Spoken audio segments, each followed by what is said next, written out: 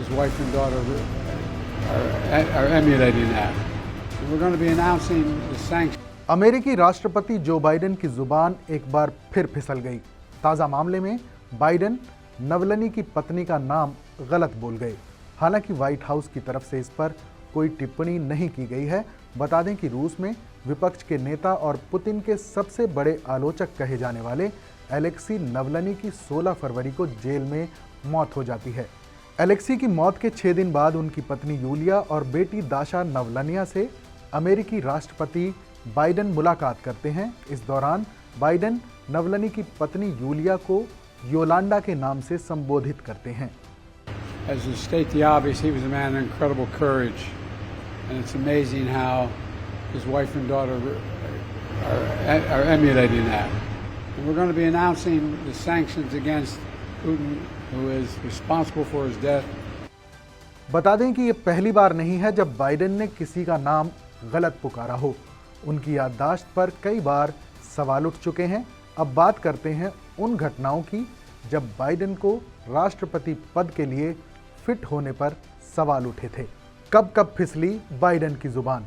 New York times की एक report के मुताबिक कुछ दिन पहले बाइडेन ने याददाश्त के आरोपों का खंडन करने के लिए प्रेस कॉन्फ्रेंस की थी, लेकिन इस दौरान वो गाजा को लेकर पूछे गए सवाल पर चरमपंथी संगठन हमास का नाम ही भूल गए। यही नहीं, बाइडेन ने मिस्र के नेता अब्दुल फतेह अल सीसी को मैक्सिको का राष्ट्रपति बता दिया।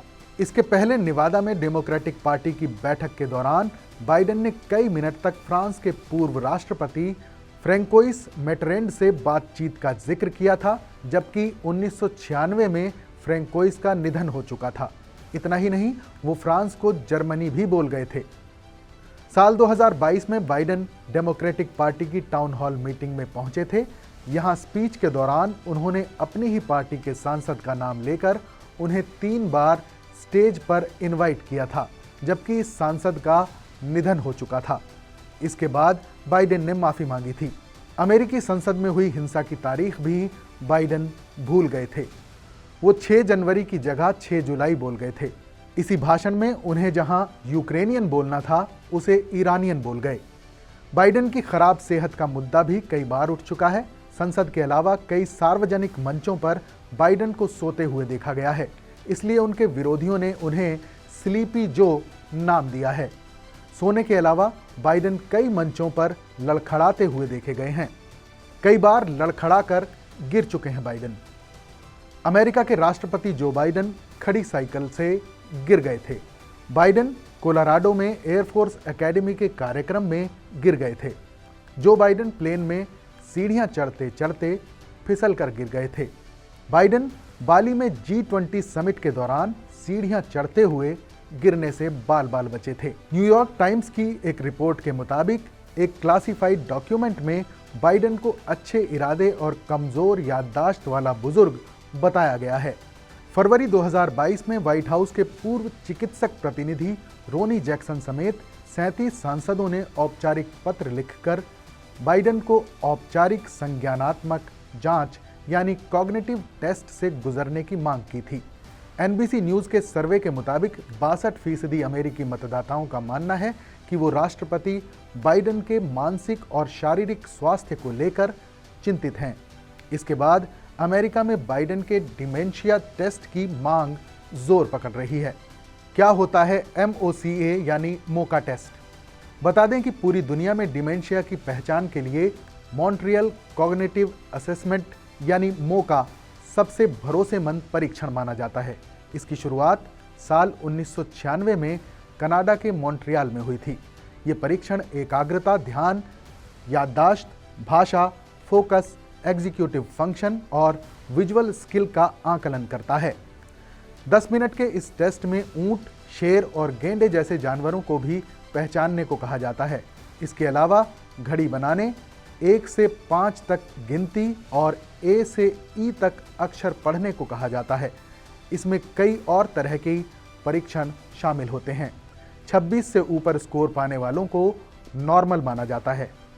ट्रंप को इस टेस्ट में पूरे 30 अंक मिले थे। हालांकि डिमेंशिया को लेकर उठ रहे सवालों को बाइडेन पार्लियामेंट में सिरे से खारिज कर देते हैं। सार्वजनिक बैठकों में ठहाके लगाते बाइडेन की निजी जिंदगी उतार चढ़ावों से भरी पड़ी है। 18 दिसंबर 1972 को एक कार एक्सीडेंट के दौरान उनकी पहली पत्नी नीलिया और साल भर की बेटी नाओमी क्रिस्टीना की मौत हो जाती है, जबकि उनके दोनों बेटे ब्यू और रॉबर्ट गंभीर रूप से घायल हो जाते हैं। एक महीने बाद बाइडेन सीनेटर का चुनाव जीतते हैं। 1975 में बाइडेन की मुलाकात जिल ट्रेसी से होती है। 2 साल बाद दोनों शादी कर लेते हैं। कुछ सालों बाद दोनों की एक बेटी भी होती है, एशले ब्लेजर। इसके बाद बाइडेन की जिंदगी पटरी पर लौटती है। इसके बाद साल 2015 में उन्हें एक और झटका लगता है। ब्रेन कैंसर से जूझ रहे उनके बड़े बेटे ब्यू की मौत हो जाती है। साल 2020 में हुए राष्ट्रपति चुनाव में ट्रंप की हार होती है। 77 साल के जो बाइडेन अमेरिका के 46वें राष्ट्रपति बनते हैं। बाइडेन इस वक्त 81 साल के हैं। इस उम्र में खराब सेहत और याददाश्त का कमज़ोर होना आम बात मानी जाती है, लेकिन अमेरिकी राष्ट्रपति होने की वजह से बाइडेन की खराब सेहत और भूलने की बीमारी बेहद चिंताजनक है। इस खबर पर अपनी राय हमें ज़रूर बताएं। बाकी देश और दुनिया की तमाम बड़ी खबरों के लिए देखते रहें TV9 भारतवर्ष डिजिटल।